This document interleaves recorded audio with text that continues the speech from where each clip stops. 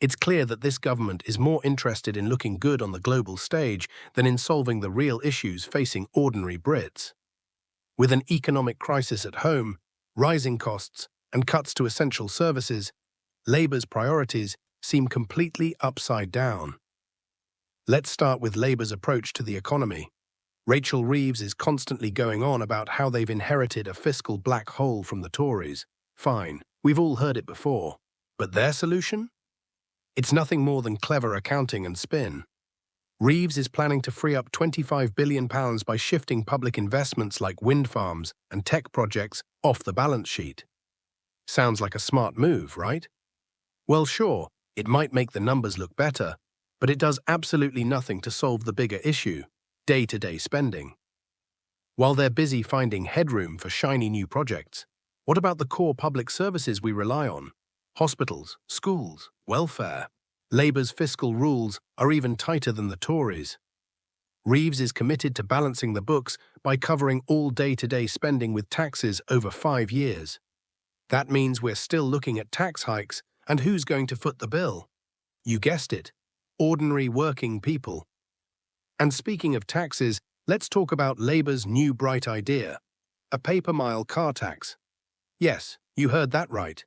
Labour is considering a new system where we get charged for every mile we drive. And the average driver in the UK does about 6,600 miles a year, which means we could be looking at nearly £1,000 in extra charges. Now, who does this hit the hardest?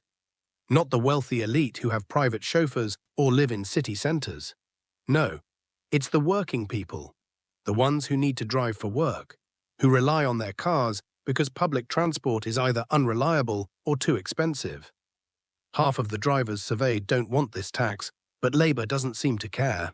They're more interested in making sure they meet their environmental targets, even if it means pushing more costs onto people who are already struggling. And if that wasn't enough, let's talk about Labour's latest betrayal, cutting the winter fuel allowance. Just when people need help the most, with energy prices rising by 10%, Labour has decided to cut a key support for pensioners. 2 million elderly people who rely on this money to keep warm through winter will be left out in the cold, literally. And what's Labour's excuse? They say they need to plug a £22 billion hole in the public finances. But it's not just about the numbers. The way this was handled shows how out of touch they've become. There was no warning, no proper explanation, just a sudden announcement. Rachel Reeves didn't even bother to roll out additional support measures until weeks after the backlash. Meanwhile, pensioners are left wondering how they'll make it through the winter. Now, let's talk about Labour's inheritance tax plans. They've made a big deal about clamping down on offshore trusts, which sure, sounds good in theory. But the reality? Labour's changes could end up punishing ordinary families and small businesses. Business property relief, which currently allows business owners to pass on their assets without a huge tax bill, could be capped or scrapped altogether. This isn't just targeting the super rich, it's hitting people who've worked their whole lives to build something to pass on to their kids. And then there's talk of including pension funds in a person's taxable estate. Imagine spending your whole life paying into your pension only to have it taxed when you pass it on. It's not the billionaires who'll feel this. It's ordinary people who've done everything right, saved and planned for their families. But Labour seems more interested in squeezing every last penny out of us, rather than going after the real wealth hiding in offshore accounts. Here's the kicker. While Labour is cutting support for our pensioners and raising taxes on hard-working families, they've somehow found £11.6 billion for overseas climate aid.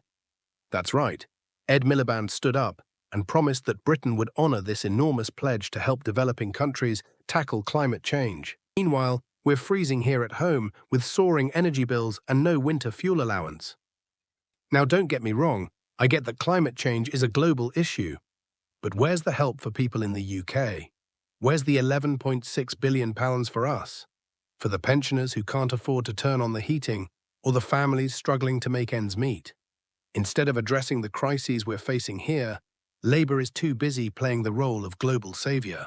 They're more concerned about looking good on the world stage than actually solving the problems right here in Britain. Labour used to stand for working people. Now they just stand for playing it safe, making big promises abroad while ignoring the struggles of their own citizens. They want us to believe that cuts to services, fuel allowances, and new taxes are necessary to fix the mess left by the Tories.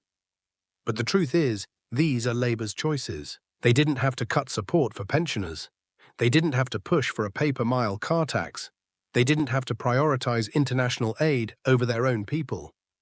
It's become painfully clear that Labour has lost touch with the everyday struggles of ordinary Brits.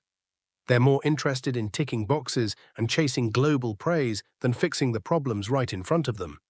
And we're the ones paying the price. So, what's the takeaway? Labour is failing us.